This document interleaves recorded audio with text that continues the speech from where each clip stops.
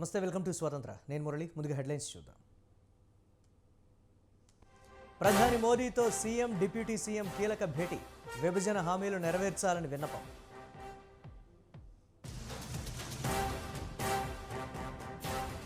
దరఖాస్తుల స్వీకరణ తర్వాతే విధి విధానాల ఖరారు. మంత్రుల ప్రకటనతో లబ్ధిదారుల్లో గందరగోళం.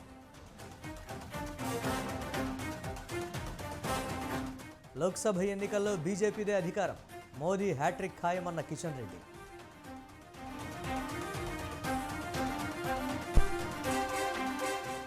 ఏపీలో హోరెత్తిన ఆడుదాం ఆంధ్ర క్రీడోత్సవాలు. దేశ చరిత్రలోనే మైలురాయన్న సీఎం జగన్. షర్మిల వస్తే మనస్ఫూర్తిగా ఆహ్వానిస్తాం. పార్టీ నిర్ణయానికి కట్టుబడి ఉంటామన్న గిడుగు. జనసేనతో బీజేపీ పొత్తు కొనసాగుతుంది. వైసీపీది అరాచక పాలనన్న పురంధీశ్వర్. దేశంలో కరోనా డేంజర్ బెల్స్. కొత్తగా 628 కేసులు నమోదు. లాభాల్లో ముగిసిన స్టాక్ మార్కెట్లు. సెన్సెక్స్ 229, నిఫ్టీ 91 పాయింట్లు లాభం.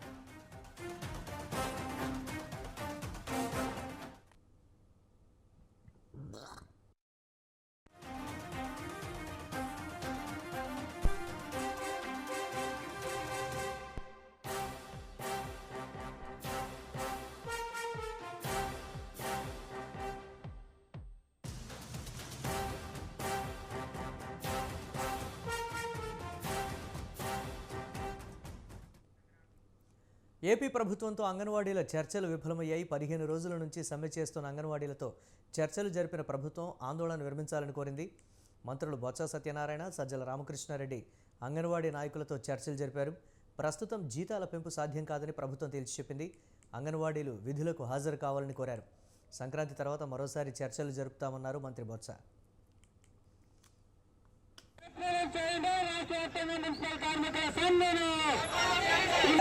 కల్పించాలి కార్మికులందరికీ ప్రమాద బీమా సౌకర్యం ఇవ్వాలి. అందరికీ రిటైర్మెంట్ బెనిఫిట్స్ ఇవ్వాలి. కార్మికులందరికీ రిటైర్మెంట్ బెనిఫిట్స్ ఏప్రిల్ చేయండి. రాష్ట్ర వ్యాప్తంగా జరుగుతున్న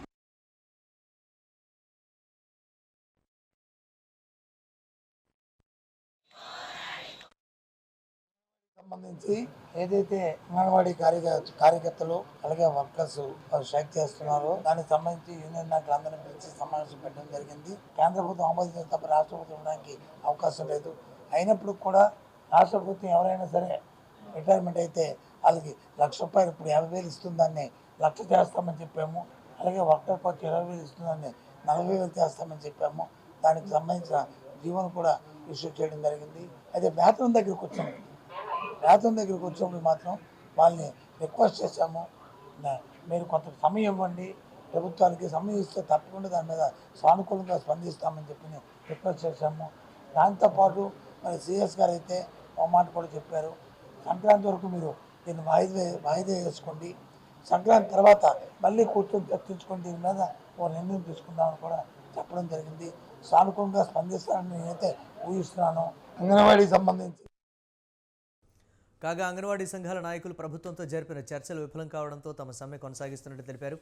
రేపు ఎమ్మెల్యేల ఇళ్ల ముట్టడికి పిలుపునిచ్చారు. జనవరి 3వ తేదీన కలెక్టరేట్ల ఎదుట నిరసన తెలియజేయనున్నట్లు ప్రకటించారు. తీసుకెళ్లేదనేసి ఈరోజు చర్చల్లో తెలియజేయడం జరిగింది. పండగ పోతే మళ్ళీ చెప్తామని అన్నారు. పండగ పోయిన తర్వాత కూడా జీతాన్ని ఏమాత్రం పెంచే ప్రసక్తి లేదని చెప్పినారు. నెక్స్ట్ గవర్నమెంట్లో జీతం పెంచుతానన్నారు. కాబట్టి ఖచ్చితంగా కూడా మహిళలనే ఇది కూడా లేకుండా 15 రోజుల నుంచి నడి రోడ్లో ఉంటే మహిళలు అనేది పట్టించుకోకుండా ఈరోజు గవర్నమెంట్ ఈ రకంగా చేయడం చాలా శోచనీయం. ఈరోజు అంగన్వాడీ వర్కర్లు అంటే చాలా చిన్న చూపు చూసే పరిస్థితి ఉన్నది. మేము అది పెంచినాం, అది చేసినాం, ఇది చేసినాం అని చెప్తున్నారు. ఏమాత్రం కూడా వాళ్ళు చేసినవన్నీ కూడా చాలా లోపభూషితంగా ఉన్నాయి. ఈరోజు మట్టి ఖర్చులు అన్నారు, దాన్ని చేసిన పరిస్థితి లేదు. అదేవిధంగా ₹1,00,000 40,000 అన్నారు. దాంట్లో కూడా పారదర్శకం లేదు. ₹1,00,000 అంగన్వాడీ వర్కర్కి ఇస్తే హెల్పర్కి 40,000 అంటే హెల్పర్ ఏమన్నా సమానం కదా? హెల్పర్ 40,000తోనే జీవితాంతం పనిచేసి 40,000తో హెల్పర్ ఏ రకంగా ఉండగలుగుతుంది అనేసి మేము చేస్తున్నాము. ఈరోజు అంగన్వాడీ వర్కర్ని ఈ నడి రోడ్డు మీద ఉంచినారు. 15 రోజులైనా పట్టించుకోని పరిస్థితులు ఈ రోజు ఉన్నారు. కాబట్టి ఖచ్చితంగా ఈ గవర్నమెంట్కి మేము గుణపాఠం తెలియజేస్తామనేసి, అదేవిధంగా రేపు ఎమ్మెల్యే ఇల్లు ముట్టడి చేస్తాము వల్ల మా రాష్ట్ర కమిటీ నిర్ణయం మేరకు మా పోరాటాన్ని ఉధృతం చేస్తామనేసి సందర్భంగా తెలియజేస్తున్నాం. సీఎం దాకా తీసుకెళ్లేదనేసి ఈరోజు చర్చల్లో తెలియజేయడం జరిగింది. పండగ పోతే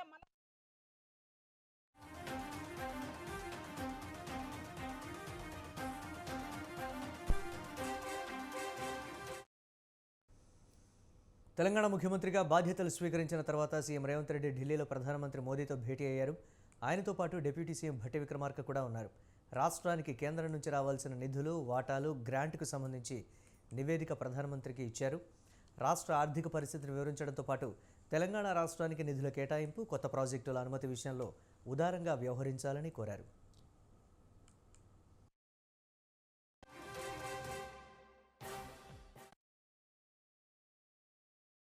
చేయవలసిందిగా, ఒక సైనిక్ స్కూల్ ని తెలంగాణ రాష్ట్రానికి ఇవ్వవలసిందిగా, అట్లాగే నేషనల్ హైవే అథారిటీస్ సంబంధించి ఒక 14 ప్రపోజల్స్ అప్గ్రేడేషన్ కోసం ఉన్నాయి. వాటిని పరిగణలో తీసుకొని వెంటనే శాంక్షన్ చేయవలసిందిగా, అలాగే రియార్గనేషన్ యాక్ట్ ప్రకారం బ్యాక్వర్డ్ ఏరియాస్ కు సంబంధించినటువంటి డెవలప్మెంట్ సంబంధించిన ఫండ్స్ గత కొన్ని సంవత్సరాలుగా పెండింగ్ ఉన్నాయి. ఇక్కడ నుంచి ఆ గ్రాంట్స్ కూడా వెంటనే రిలీజ్ చేపించి సంబంధిత ఆర్థిక శాఖ మంత్రి గారితో మీరు ఆదేశాలు ఇవ్వాల్సిందిగా కూడా వారిని విజ్ఞప్తి చేయడం జరిగింది. అందులో భాగంగానే 2019, 20, 2021, 22, 2022, 23, 2023, 24 సంబంధించి దాదాపు ఒక 1800 కోట్లు దాని పెండింగ్ ఉన్నాయి. వాటిని కూడా రిలీజ్ చేయమని అడిగాం.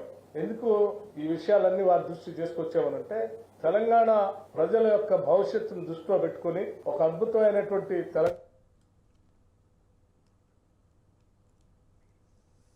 డిసెంబర్ 28 నుంచి ప్రజాపాలన నిర్వహించనున్నట్లు మంత్రులు దుద్దిళ్ల శ్రీధర్బాబు, పొన్నం ప్రభాకర్ తెలిపారు. కాంగ్రెస్ పార్టీ ఇచ్చిన 6 హామీల్లో ఇప్పటికే 2 హామీలు నెరవేర్చామన్న మంత్రులు మిగిలిన వాటిని 100 రోజుల్లో నెరవేరుస్తామన్నారు. ప్రజాపాలనలో భాగంగా ప్రజల నుంచి దరఖాస్తులు మాత్రమే స్వీకరిస్తామన్నారు మంత్రి పొన్నం ప్రభాకర్. విధి విధానాలను తర్వాత రూపొందిస్తామన్నారు. మిగతా గ్యారంటీలను దరఖాస్తుల ఆధారంగా వర్తింపజేస్తామన్నారు. పెన్షన్దారులు దరఖాస్తు చేసుకోవాల్సిన అవసరం లేదన్నారు. అంశాన్ని ప్రజల వద్దకు తీసుకెళ్లి ప్రజాపాలన 28వ తారీఖు నుంచి ఈ ప్రోగ్రాన్ని మొదలు పెట్టబోతా ఉన్నాం. డిసెంబర్ 28వ తారీఖు నుంచి జనవరి 6వ తారీఖు వరకు ఈ గ్రేటర్ హైదరాబాద్కు సంబంధించిన 6 జోన్లలో 30 సర్కిళ్లలో 150 వార్డులలో వీటిలో ఉంటున్న ప్రజానికానికి మా ప్రభుత్వ అధికారులు ఆ వార్డులకు వెళ్ళి మా గ్యారంటీలకు సంబంధించి, అభయహస్తంకు సంబంధించిన గ్యారంటీలకు సంబంధించి విషయ సేకరణ, డేటా కలెక్షన్ చేయటం జరుగుతుంది. చాలా రోజుల తర్వాత ప్రజాస్వామికంగా ఇలాంటి ప్రోగ్రామ్ చేస్తా ఉన్న సందర్భంలో పెద్ద ఎత్తున ప్రజలందరూ కూడా ముందుకొచ్చి దరఖాస్తులు ఇస్తారు కనుక మరి గ్రేటర్ హైదరాబాద్కు సంబంధించిన కమిషనర్ గారు, అధికారులందరూ కూడా ఈరోజు ప్రతి వార్డులో 4 లొకేషన్స్లో ఈ దరఖాస్తులు తీసుకునే కౌంటర్స్ ఏర్పాటు చేయడం జరుగుతుంది. ఈరోజు 6 గ్యారంటీలకు సంబంధించిన అంశాన్ని ప్రజల వద్దకు తీసుకెళ్లి ప్రజాపాలన 28 మేము ఇన్ఫర్మేషన్ అప్లికేషన్ కాల్ఫర్ చేస్తా ఉన్నాం. దాని తరుపతి ప్రభుత్వం మళ్ళీ ఏ నిర్ణయం తీసుకున్నా మేము ముందుకు వస్తాం. రేపు మీరంతా సహకరించాల్సింది రేపటి అప్లికేషన్ ప్రక్రియ 28వ తారీఖు నుంచి 6వ తారీఖు వరకు. అప్లికేషన్ రేపు గవర్నమెంట్ కేబినెట్ మంత్రులందరూ కూడా ముఖ్యమంత్రి గారు రిలీజ్ చేస్తారు. చేస్తే మీకు ఒక స్పష్టత వస్తుంది. దాన్ని బట్టి మీరే సానుకూలంగా ప్రజలకు చైతన్యపడతారు. ఈ సమావేశంలో 28వ తారీఖు నుంచి 6వ తారీఖు వరకు రేపు అప్లికేషన్ రిలీజ్ అవుతుంది. అప్లికేషన్ కూడా మేమే ఇస్తాం. ఇంటింటికి అప్లికేషన్ చేరుతుంది. అప్లికేషన్ చేరిన తర్వాత వాళ్ళు నింపించే సందర్భంగా అప్లికేషన్లో అన్ని స్పష్టంగా ఉంటాయి. అది లేకుండా మీకు ఏదైనా సంశయము, ఇంకేదైనా దాని మీద కాగితం పెట్టుకోవాలంటే ఒక సపరేట్ కౌంటర్ కూడా ఉంటుంది. కాబట్టి దాని తదుపరి ఇంకేదైనా మీకు కూడా అనుమానం ఉంటే ఇది రన్నింగ్ ప్రక్రియలో మళ్ళీ మనం అందరం కూడా వారు రంగారెడ్డి జిల్లానే, మేము హైదరాబాద్ జిల్లా, మేము కాకుండా తెలంగాణలో పారిశ్రామిక అభివృద్ధికి తమ ప్రభుత్వం కట్టుబడి ఉందని సీఎం రేవంత్ రెడ్డి స్పష్టం చేశారు. సచివాలయంలో రాష్ట్ర ముఖ్యమంత్రి రేవంత్ రెడ్డితో ఫాక్స్కాన్కు చెందిన హ్యాన్హాయ్ ప్రెసిషన్ ఇండస్ట్రీస్ ప్రతినిధి వి లీ నేతృత్వంలోని ప్రతినిధి బృందం కలిసింది. మంత్రి దుద్దిళ్ల శ్రీధర్బాబు, సిఎస్ శాంతికుమారి, ఇతర ఉన్నతాధికారులు ఈ సమావేశంలో పాల్గొన్నారు. ప్రజల ఆకాంక్షలను కాపాడే బాధ్యత కొత్తగా ఏర్పడిన తమ ప్రభుత్వంపై ఉందని ఈ సందర్భంగా సీఎం రేవంత్ రెడ్డి అన్నారు. అన్ని వర్గాలకు స్నేహపూర్వకంగా ఉండే విధానాన్ని అవలంబిస్తున్నామని చెప్పారు. పారిశ్రామికవేత్తలకు కూడా పూర్తి సహాయ సహకారాలు అందిస్తామని అన్నారు. పరిశ్రమల అభివృద్ధి ఏర్పాటుకు కావాల్సిన అనుమతులు సులభంగా అందించడంతో పాటు మౌలిక సదుపాయాలను కల్పిస్తామని అన్నారు. రాష్ట్రాన్ని పారిశ్రామికంగా దేశంలోనే అగ్రగామిగా ఉంచేందుకు కావాల్సిన అన్ని చర్యలను తీసుకుంటామని రేవంత్ రెడ్డి స్పష్టం చేశారు.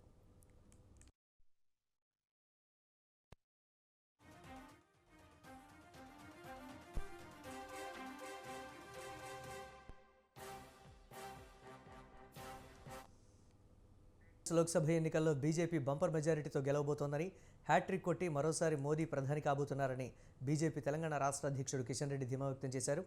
తెలంగాణలో బీజేపీకి మెజారిటీ స్థానాలు వస్తాయని చెప్పారు. ఇటీవల జరిగిన 5 రాష్ట్రాల అసెంబ్లీ ఎన్నికలను సెమీఫైనల్గా తీసుకున్నామని అన్నారు. 5 రాష్ట్రాల్లోనూ బీజేపీపై దుష్ప్రచారం చేసి రాజకీయంగా లబ్ధి పొందాలని చూశారు. కానీ ప్రజలు సరిగ్గా బుద్ధి చెప్పారని ఎద్దేవా చేశారు. ప్రధాని మోదీ నాయకత్వంలో దేశం అభివృద్ధి చెందుతోందని ప్రజలు నమ్ముతున్నారని, అందుకే లోక్సభ ఎన్నికల్లో అందరూ బీజేపీ వైపే ఉన్నారని చెప్పారు. అన్ని శాసనసభ నియోజకవర్గాల్లో శాసనసభ స్థాయిలో సమావేశాలు పూర్తి చేసుకున్నాం. వచ్చేటువంటి పార్లమెంట్ ఎన్నికలకు పూర్తిగా పార్టీ యంత్రాంగాన్ని సిద్ధం చేసేటువంటి ప్రయత్నం చేస్తా ఉన్నాం. ఆ దిశలోనే పార్టీకి సంబంధించినటువంటి పోలింగ్ బూత్ స్థాయి నుంచి సమావేశాలు మళ్ళీ నిర్వహించడం కోసం, మండల కమిటీలను మరింతగా పటిష్టం చేసుకోవడం కోసం ఒక కార్యాచరణ ప్రణాళికతో జనవరి అంతా కూడా సంస్థాగతంగా పార్టీని పటిష్టం చేసేటువంటి కార్యక్రమం చేపడతాం. అనేక మంది కొత్త యువత ఈరోజు తెలంగాణలో ఉన్నటువంటి మారిన రాజకీయ పరిస్థితుల నేపథ్యంలో భారతీయ జనతా పార్టీ వైపు చూస్తూ ఉన్నారు. ఆ యువతనంతా కూడా బీజేపీ హక్కును చేర్చుకొని వారందరినీ కూడా వచ్చేటువంటి పార్లమెంట్ ఎన్నికల్లో మోడీ గారి ప్రభుత్వం మూడోసారి మళ్ళీ అధికారంలో రావడం కోసం అన్ని రకాల తెలంగాణలో కేంద్ర హోంమంత్రి అమిత్ షా ఈ నెల 28వ తేదీన పర్యటించనున్నారు. లోక్సభ ఎన్నికలపై బీజేపీ స్పెషల్ ఫోకస్ పెట్టింది. తెలంగాణలో ఈసారి ఎలాగైనా ఎక్కువ స్థానాలను గెలిపించుకోవడమే లక్ష్యంగా బీజేపీ కేంద్ర నాయకత్వం పావులు కదుతోంది. ఇందులో భాగంగానే క్యాడర్కు లోక్సభ ఎన్నికలపై అమిత్ షా దిశానిర్దేశం చేయనున్నట్లు తెలుస్తోంది. హైదరాబాద్ పర్యటనలో భాగంగా చార్మినార్, భాగ్యలక్ష్మి అమ్మవారికి అమిత్ షా ప్రత్యేక పూజలు చేయనున్నారు. తర్వాత బీజేపీ నేతలతో అమిత్ షా సమావేశం కానున్నారు. రంగారెడ్డి జిల్లా కొంగరకలాన్లో 1200 మంది నేతలకు షా దిశానిర్దేశం చేయనున్నారు. అదే రోజు అసెంబ్లీలో బీజేపీ శాసనసభాపక్ష నేతను అమిత్ షా డిసైడ్ చేయనున్నారు.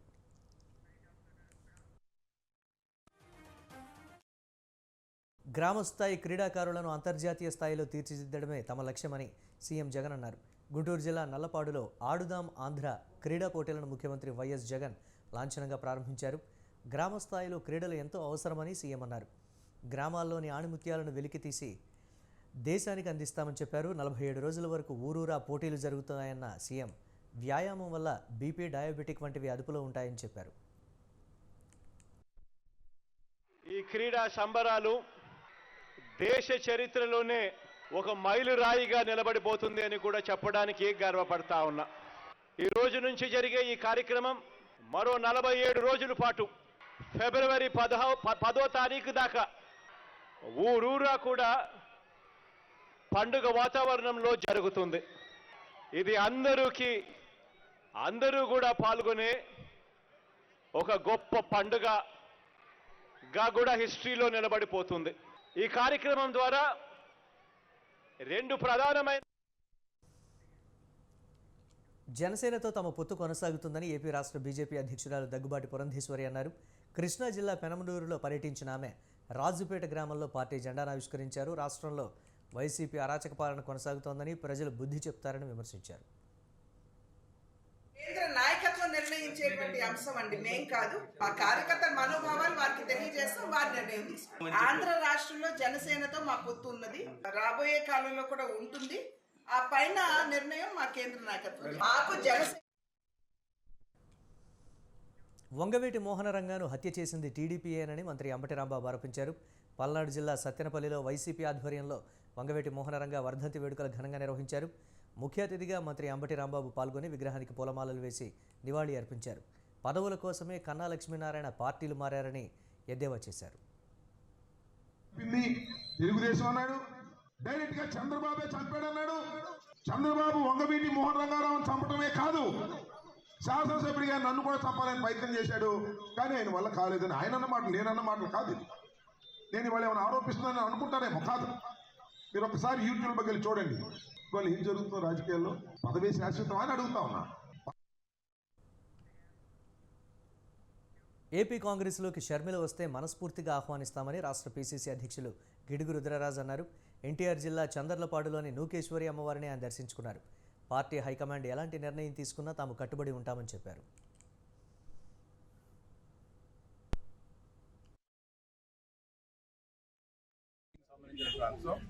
పార్టీ హైకమాండ్ ఒక నిర్ణయం తీసుకోవాలి. వారు లాంఛనంగా వారి పార్టీ టెక్నికల్గా తెలంగాణకు సంబంధించినటువంటి పార్టీ, తెలంగాణ ఎన్నికల కోసం పెట్టినటువంటి పార్టీ. అది ఆవిడ ఒక నిర్ణయం తీసుకున్న తర్వాత హైకమాండ్ చేస్తుంది. హైకమాండ్ ఏ డెసిషన్ తీసుకుంటే దానికి నిబద్ధత కలిగినటువంటి పార్టీ కార్యకర్తలుగా మేమందరం కూడా కట్టుబడి ఉంటాం. నమ్ముకున్న వాళ్లను వంచడం సీఎం జగన్ నైజమని మాజీ మంత్రి నక్కా ఆనందబాబు విమర్శించారు. ప్రశాంత్ కిషోర్కు కూడా జగన్పై నమ్మకం లేకే తమకు సలహాలు ఇస్తున్నారని అన్నారు. వైఎస్ఆర్టీపీ అధ్యక్షురాలు షర్మిలకు దగ్గర కావాల్సిన అవసరం తమకు లేదని, ఆమెను దగ్గర చేసుకునే ప్రయత్నాలు కూడా చేయమని స్పష్టం చేశారు. రక్తం పంచుకు పుట్టిన చెల్లెలే తమ మేలు కోరుతున్నారంటే పరిస్థితి అర్థం చేసుకోవాలని నక్కా ఆనందబాబు అన్నారు. సొంత చెల్లెలు తల్లికి ద్రోహం చేసిన వ్యక్తి అని జగన్ వదిలిన బాణం చివరికి ఆయనకే గుచ్చుకోబోతోందన్నారు.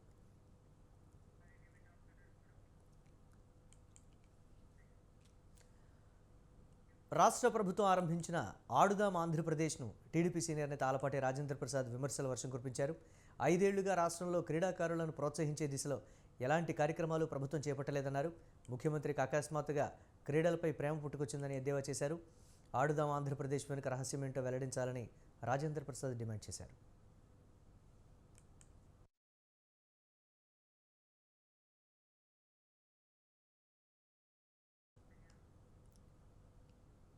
తబ్లిగ్ జమాతే సంస్థ వల్లే తెలంగాణలో కోవిడ్ వ్యాప్తి చెందిందని ఎంపీ బండి సంజయ్ ఆరోపించారు. ఉగ్రవాదులను పెంచి పోషిస్తోందని తక్షణమే నిషేధించాలని డిమాండ్ చేశారు. మత మార్పిడులను ప్రోత్సహించేందుకే జమాతే సంస్థ పనిచేస్తుందని ఈ సందర్భంగా తెలిపారు. దేని ఉద్ధరించడానికి ఆ సంస్థ కేవలం మత మార్పులను ప్రోత్సహించే సంస్థ తబ్లిగీ జమాత్ సంస్థ. ఉగ్రవాదులను తయారు చేసే సంస్థ తబ్లిగీ జమాత్ సంస్థ. ఇస్లామిక్ దేశాల్లో ఉగ్రవాదులను తయారు చేసి పెంచి పోషిస్తున్న సంస్థ అని చెప్పి ఈ సంస్థ నిషేధిస్తే ఇవాళ ఆ సంస్థ ఇక్కడ తెలంగాణ రాష్ట్రంలో బహిరంగ సభ ఏర్పాటు చేసుకుంటుందని చెప్పి 3 కోట్ల రూపాయలు తెలంగాణ రాష్ట్ర ప్రభుత్వం కేటాయించింది. ఎవరిని అయ్యే జాగిరి, ఎవరి తాత జాగిరి, ఎవరిని సొమ్మిస్తున్నారు మీరు? ఎవరికి ఇస్తున్నారు సొమ్ము మీరు? ఇలా గురుద్వారాలకు ఎందుకు వేయలే? ఈ చరిత్ర గురించి నరేంద్ర మోడీ గారు చెప్పిన రేపటి సింగరేణి సమరానికి సర్వం సిద్ధమైంది. గుర్తింపు సంఘం ఎన్నికలకు అంతా రెడీ అయింది. రీజనల్ లేబర్ కమిషనర్ సింగరేణి ఎన్నికల అధికారి శ్రీనివాసుల ఆదేశాల మేరకు బుధవారం 11 ఏరియాల్లో పోలింగ్ నిర్వహించేందుకు యంత్రాంగం సన్నద్ధమైంది. 84 పోలింగ్ కేంద్రాలను ఏర్పాటు చేసింది. ఈ ఎన్నికల్లో 13 కార్మిక సంఘాలు పోటీ చేస్తూ ఉండగా సర్వత్రా ఉత్కంఠ నెలకొంది. సోమవారం సాయంత్రం ప్రచారం ముగియగా రేపు బ్యాలెట్ పద్ధతిలో ఎలక్షన్లు నిర్వహిస్తున్నారు. ఉదయం 7 గంటల నుంచి సాయంత్రం 5 గంటల వరకు పోలింగ్ నిర్వహించేందుకు ఏర్పాట్లు పూర్తయ్యాయి. అదే రోజు రాత్రి 7 గంటలకు ఓట్ల లెక్కింపు అనంతరం ఫలితాలు వెలువడనున్నాయి. మొత్తం 11 ఏరియాల పరిధిలో 39,773 మంది కార్మికులు తమ ఓటు హక్కు వినియోగించుకోనున్నారు. ఇందుకు సంబంధించిన అన్ని ఏర్పాట్లు చేశారు. మొత్తం 84 పోలింగ్ కేంద్రాలు ఏర్పాటు చేశారు. అక్టోబర్ 30న పోలింగ్ నిర్వహించాల్సి ఉండగా అసెంబ్లీ ఎలక్షన్స్ రావడం, ప్రభుత్వం ఎన్నికల నిర్వహణకు నో చెప్పడంతో ప్రక్రియ నిలిచిపోయింది. హైకోర్టు ఆదేశాలతో రేపు ఎన్నికలు జరగనున్నాయి. చివరిసారిగా 2017లో ఎన్నికలు జరగ్గా గెలుపొందిన యూనియన్ కాలపరిమితి 2017 అక్టోబర్తో ముగిసింది. రేపటి ఎన్నికల కోసం సర్వం సిద్ధం చేస్తున్నారు. సింగరేణి ఎన్నికలపై ఎమ్మెల్యే కూనంనేని సాంబశివరావు కీలక వ్యాఖ్యలు చేశారు. మానవ తప్పిదాల వల్లే సింగరేణి నష్టాల్లో కూరుకుపోయిందని ఆవేదన వ్యక్తం చేశారు. ఇకనైనా కొలువుదీరిన ప్రభుత్వం ఫోకస్ పెట్టకపోతే మరో 20 ఏళ్లలో సింగరేణి కనిపించకుండా పోయే ప్రమాదం ఉందని హెచ్చరించారు.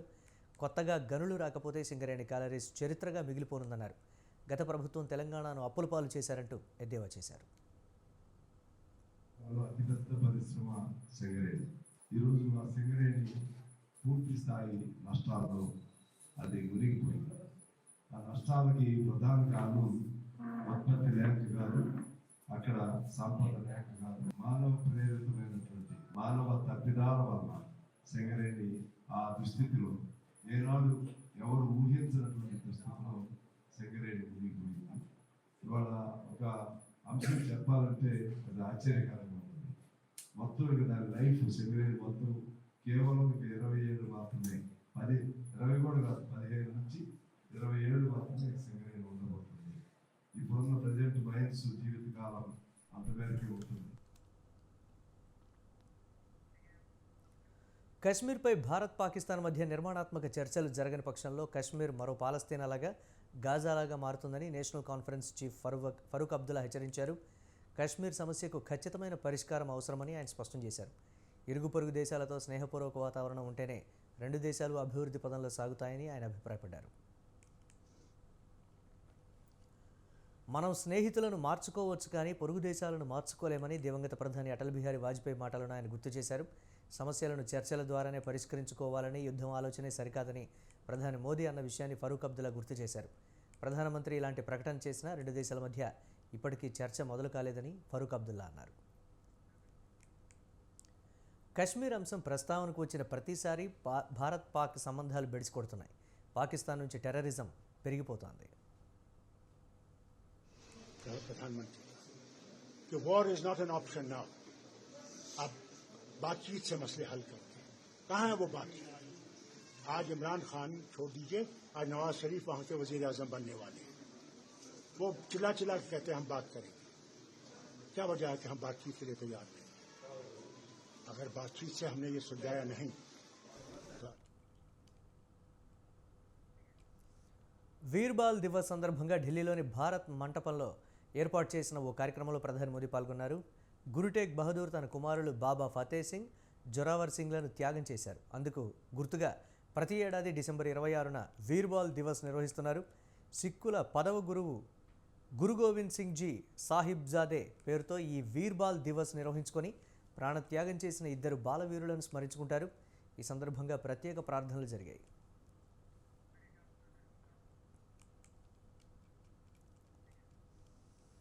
దేశంలో కరోనా కేసులు పెరుగుతున్నాయి. కొత్త ఉపరకం JN1 కేసులు పెరుగుతున్నాయి. గడిచిన 24 గంటల్లో 628 కొత్త కేసులు నమోదయ్యాయి. క్రియాశీలక కేసులు 4054 ఉన్నాయి. మరోవైపు కరోనా వైరస్ కొత్త ఉపరకం JN1 కేసులు నిన్నటికి 63కు చేరుకున్నాయి.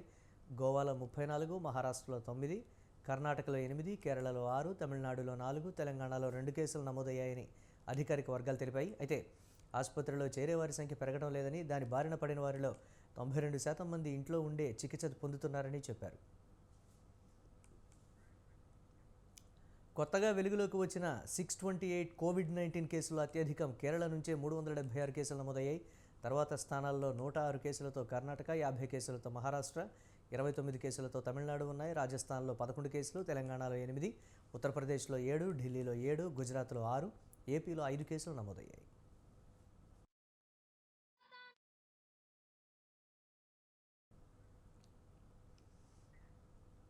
ఓ గురుద్వారా గోడ మీద పడుకున్న పెద్ద పులిని చూసి జనం భయాందోళన చెందారు. ఉత్తరప్రదేశ్లోని ఫిలిభిత్ పట్టణాల్లో ఇది జరిగింది. గోడ మీద పడుకున్న పులిని చూసేందుకు జనం పెద్ద ఎత్తున తరలివచ్చారు. వీడియోలు చిత్రీకరించారు.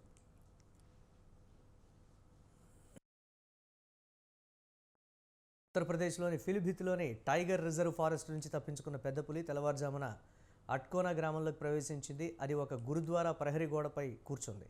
స్థానికులు వెంటనే అటవీశాఖకు సమాచారం అందించడంతో వారు వల సహాయంతో బందోబస్తు ఏర్పాటు చేశారు. ప్రహరీ గోడపై పులి కూర్చొని ఉన్న వీడియో సోషల్ మీడియాలో చక్కర్లు కొడుతోంది. గురుద్వారా చుట్టుపక్కల జనం పక్క భవనాలు ఎక్కి పులిని వీడియో తీశారు. మొత్తం మీద పులిని తిరిగి టైగర్ రిజర్వ్ చేశారు. కానీ ఆ పులి అస్వస్థతతో బాధపడుతూ ఉండవచ్చునని కొందరు అన్నారు. కాగా అధికారులు పులిని బంధించి చికిత్స కోసం తరలించారు.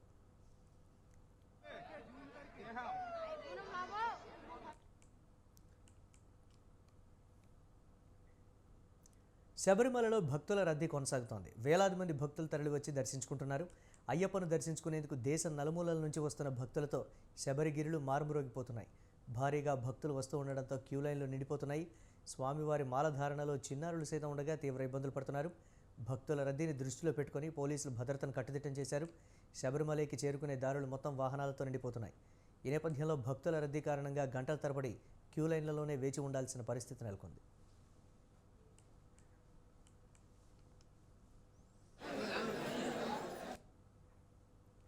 మానవ అక్రమ రవాణాను అడ్డుకునేందుకు ఫ్రాన్స్ తమ దేశంలో బలవంతంగా దించేసిన ఎయిర్బస్ A340 ముంబై చేరుకుంది.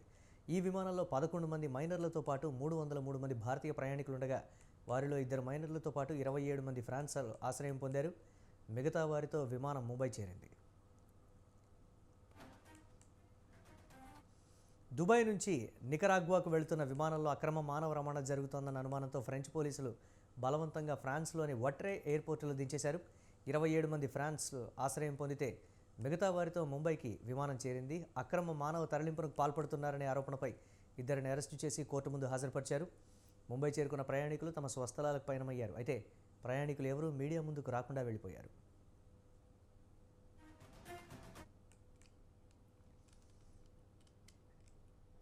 భారతీయ రిజర్వ్ బ్యాంకుకు బెదిరింపు మెయిల్ వచ్చింది. నూతన సంవత్సర వేడుకల వేళ రిజర్వ్ బ్యాంకుకి లేఖ వచ్చింది.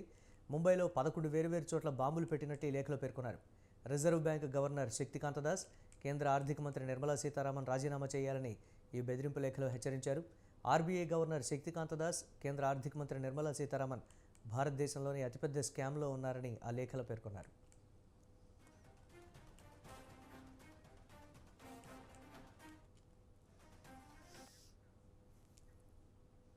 Reserve bank, HDFC bank, ICICI బ్యాంక్తో పాటు 11 ప్రాంతాల్లో 11 బాంబులు పెట్టామని, అవి మధ్యాహ్నం 1:30 పేలుతాయని కూడా మెయిల్లో పేర్కొన్నారు.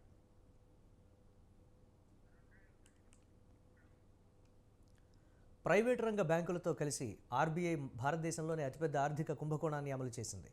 ఈ కుంభకోణంలో ఆర్బీఐ గవర్నర్ శక్తికాంత దాస్, ఆర్థిక మంత్రి నిర్మలా సీతారామన్, కొందరు ఆర్థిక ఉన్నతాధికారులు, కొందరు ప్రముఖ మంత్రులు ఉన్నారని అన్నారు. అందుకు తగిన ఆధారాలు మా వద్ద ఉన్నాయని ఆ మెయిల్లో పేర్కొన్నారు. RBI new central office building Fort, HDFC Churchgate, ICICI bank towers, బీకేసీతో సహా 11 చోట్ల బాంబులు ఒకేసారి పేలుతాయని హెచ్చరిక లేఖలో పేర్కొన్నారు. వెంటనే అధికారులు రంగంలోకి దిగి అన్ని ప్రాంతాల్లోనూ తనిఖీలు ముమ్మరం చేశారు. అనుమానించదగినవేవీ దొరకలేదు. ఆర్బీఐ హెడ్ గార్డు ఫిర్యాదు మేరకు ఎఫ్ఐఆర్ నమోదు చేశారు.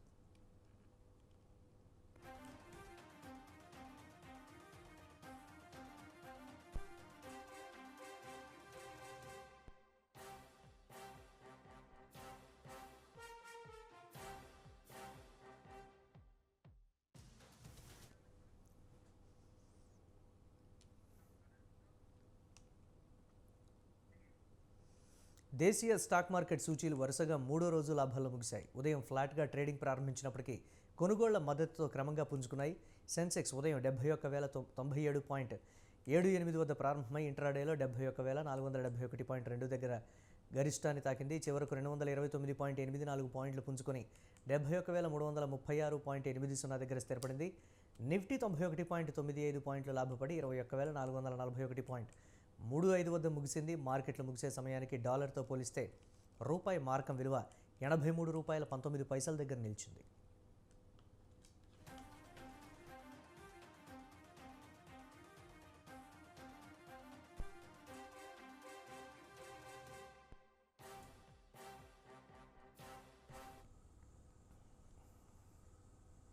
ఇవి ఇప్పటివరకు అప్డేట్స్. కీప్ వాచింగ్ స్వతంత్ర.